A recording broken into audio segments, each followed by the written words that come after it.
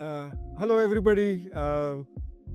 I'm with the legends of air cargo industry here. None of them needs any introduction for sure. But yeah, next to me is Ram Menen, the one who has actually created our publication called Air Cargo Update, and of course, none less than Emirates SkyCargo is his baby as well, of course. Then Mr. Issa Baluch doesn't need any introduction. Man of the logistic kings. Yeah, he's the author, he's a professor, and he's designed so many academic courses in logistics and forth. But of course, you have our friend Prakash. He's also one like pillar of air cargo industry with Emirates. I think he is one of the one where he's taken what Emirates is all today. Yeah.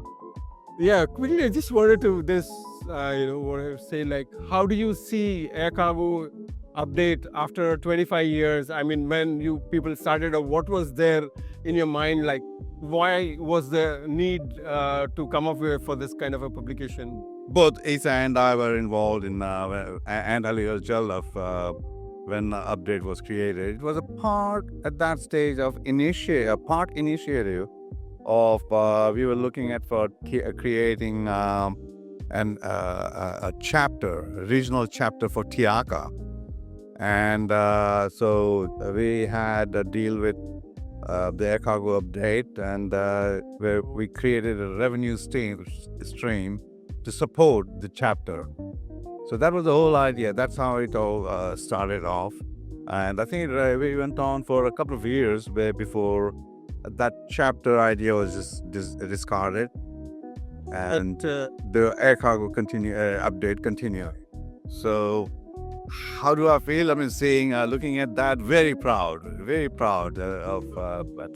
Right? Yeah, and I think the fact that it has stayed so valuable until now, 25 years later, shows that there is an essence, a necessity for the type of news you are reflecting to the readers all the time. And this is bringing, just like the name states, Air Cargo Update. It gives the updates that are so valuable, and cargo users, cargo professionals can get these updated informations on a very regular basis. So it is really delivering what was set out to be from the beginning. And now we've gone digital as well. So since it's a digital world, so we have newsletters, then we are also come up with this WhatsApp messages where we call it as Cargo Connect. We send it twice a week to everybody. So apart from that, we are on all social medias and of course websites and things like that. That all supports the information that you are switched on, and you are bringing this kind of update to the new generation, to the young people, because those media that you have referred to are really what they relate to. So it is no longer just about printed material, but it's also going into the digitization that is so essential. It's very heartening to see the evolution that you are actually changing with the time, and you are leveraging technology and also the social media, which is the in thing these days. So it's very, very good to see that. Air Cargo Update, when the initial stage is when it was being started, it was a TIACA's Middle East chapter, and how to communicate to the region, primarily for the UAE, but then the regional focus was there because that wanted to promote the Middle East region. I think it bridges the gap between where we need to position the air cargo together with the industry, whether it is freight forwarders, airlines, end consumers, and then multimodal as well. I mean, it's not, if you notice, as in the beginning itself, it was targeted towards the freight forwarders, truckers. You have all modes of transportation. shipping industry as well. So good to see that it's progressing from where humble start to this level, and actually embracing the technology, getting into social media. That in itself is great. Well done. Good. And one thing that I can stress on looking at the various publications that you have so well displayed, this is still a people's business. The profession rests on the shoulders of professionals, and they have a story to tell.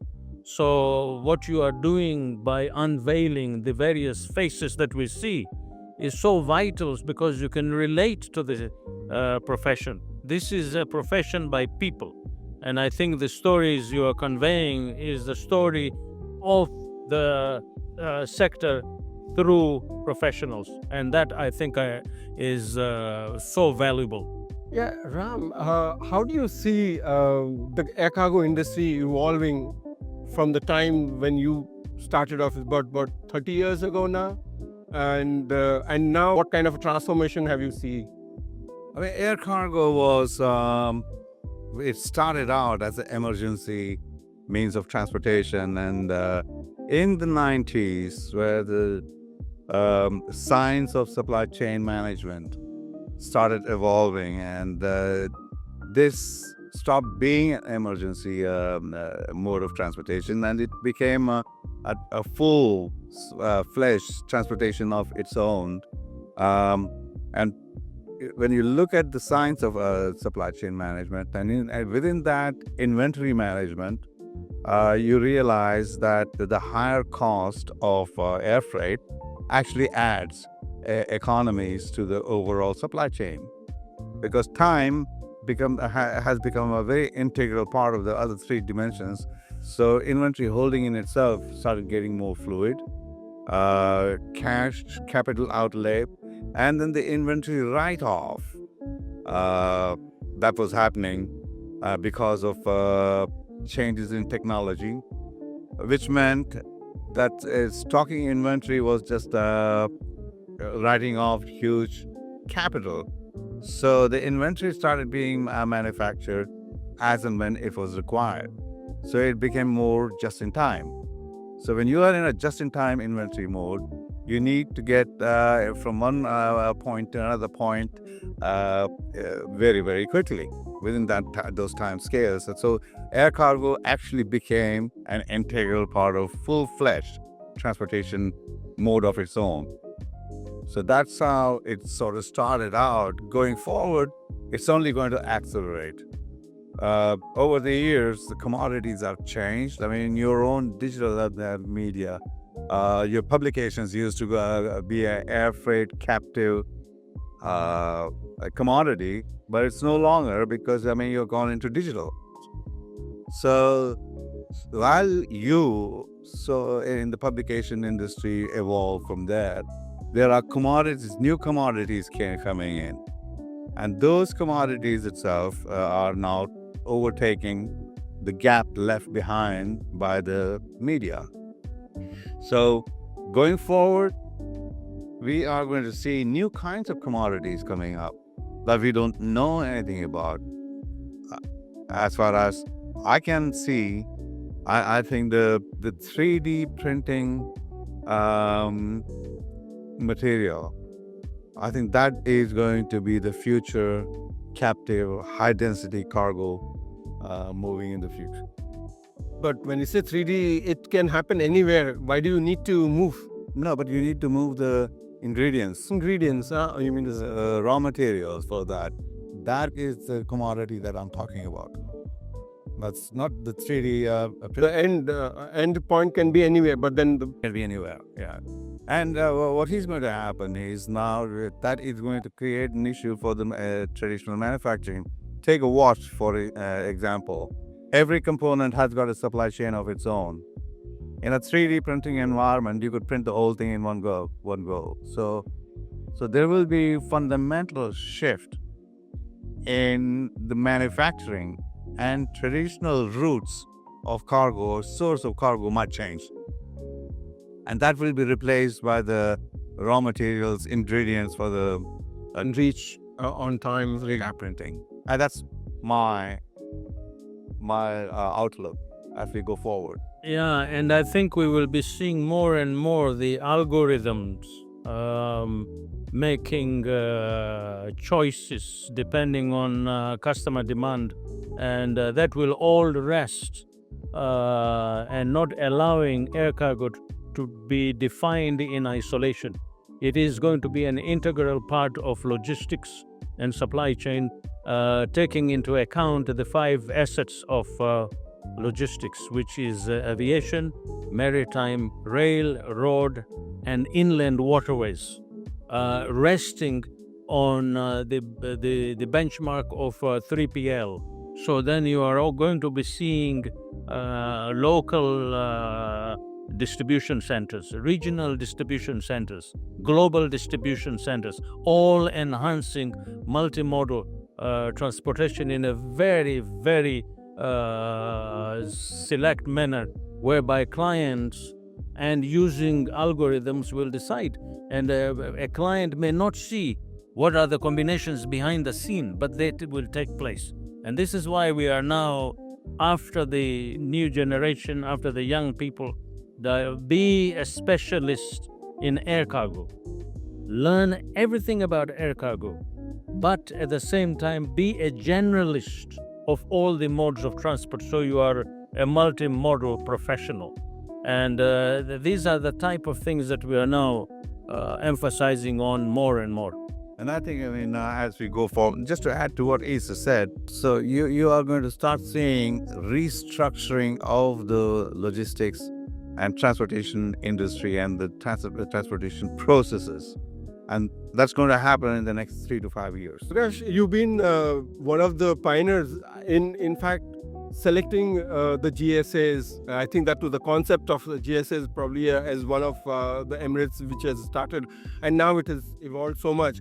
How do you see then and now? Like when you started, probably there were very few guys, and probably people didn't even know what GSA was, and now you can see there's mushroomed everywhere. How do you see the change? It is the economy of scale where they talk about when the airline wants to control, having their own setup.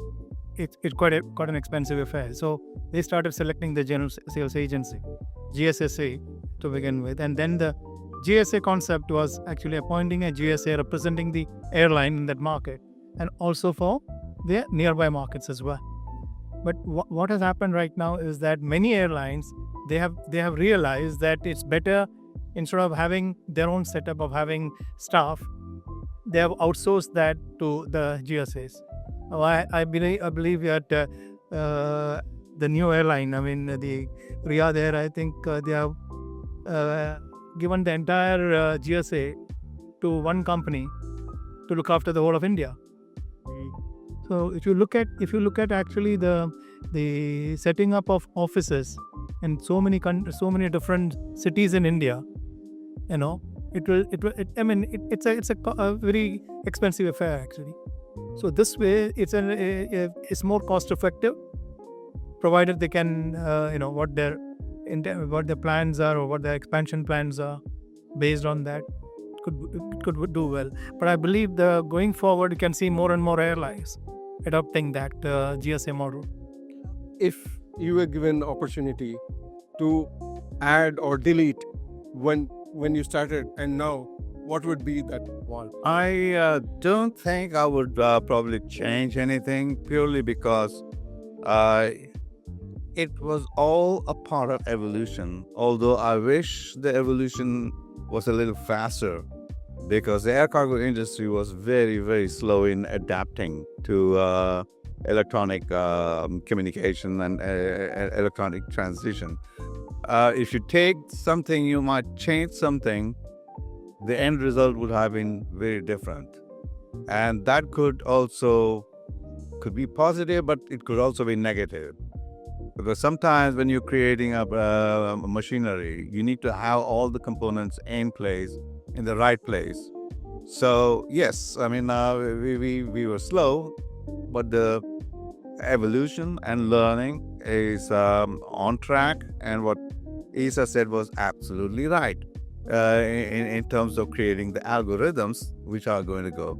I mean, if you look at the generation itself, the generation of today benefits from what we did as laying the foundation. We were the generation who started collecting data. To a large extent, we didn't know what to do with their data. Okay. Till the data scientists started coming in, and they said, "Oh, we can do this, we can do that," and lo, the birth of artificial intelligence. So it's all data analytics. So if we hadn't collected the data of history, the AI today would not really be effective. Absolutely. So, if would I change anything? No. Would I speed up the process? Yes. But it did not. We are here, so we take it forward.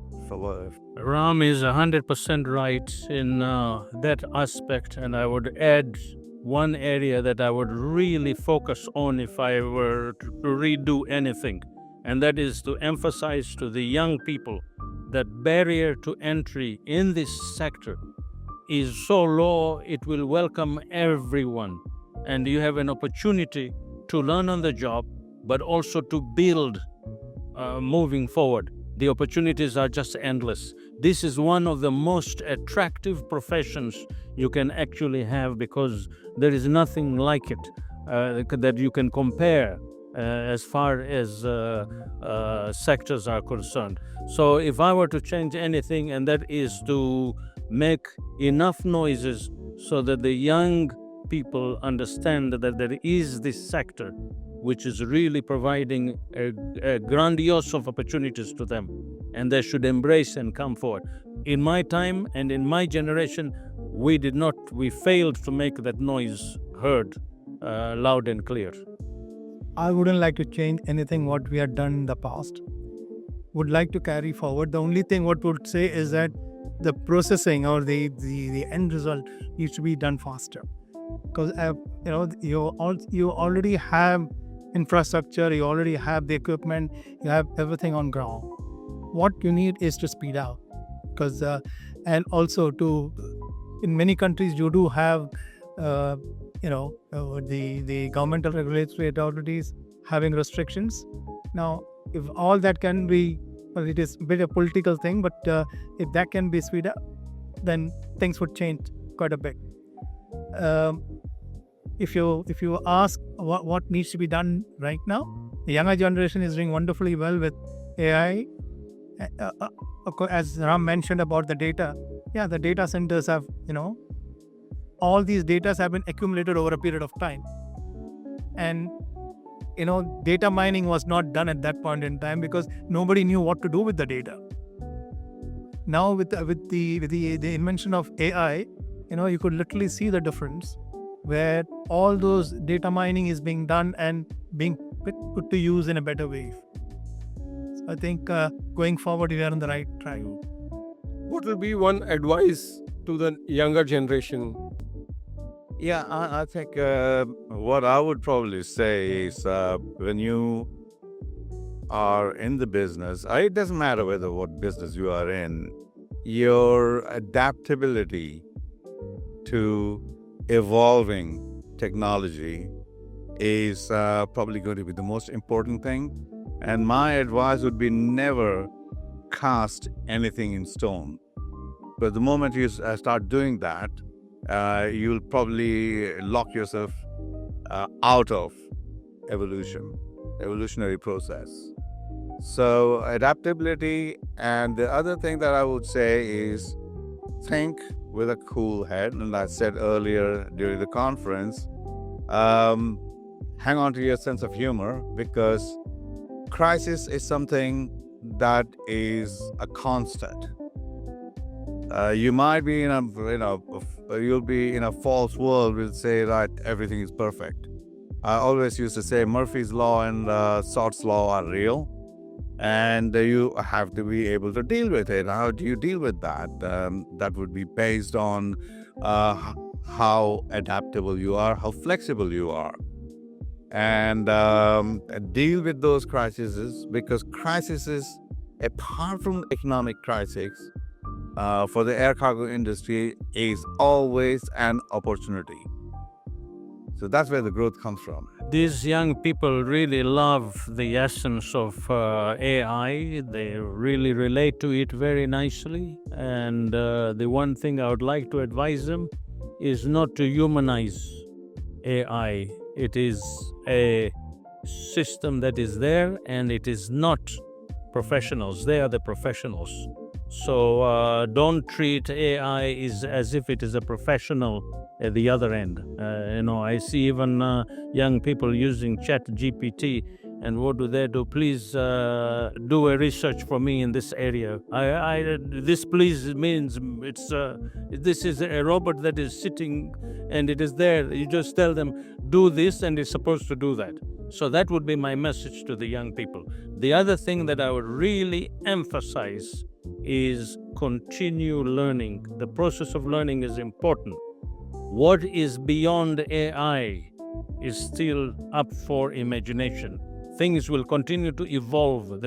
This mind, there is nothing that has been created that is superior to the mind. Human being's mind is absolutely a phenomenon, and I think we'll continue to discover new ways. We'll continue to process things differently, and so keep learning. Keep that candle burning as much as possible. One piece of advice I would like to give to the young generation is that as of now, they're doing exceedingly well with the digitization, artificial intelligence and all. And one thing what I would like to emphasize on is that not to miss out on the human touch. No matter how much digitization comes on or artificial intelligence that take place, the interacting with on a personal level, that will never ever replace that. That's one piece of advice I would like to give to the youngsters. Thank you. And to add to that, that is the essence of this Air Cargo India. It brings people together. Some of us have not been around. Ram has not been attending for the last number of years, but now he comes. What has happened? The human connection develops, and we meet each other, and there's plenty of networking, plenty of stories. That is a very, very valuable asset as far as we are concerned, and it should be going forward.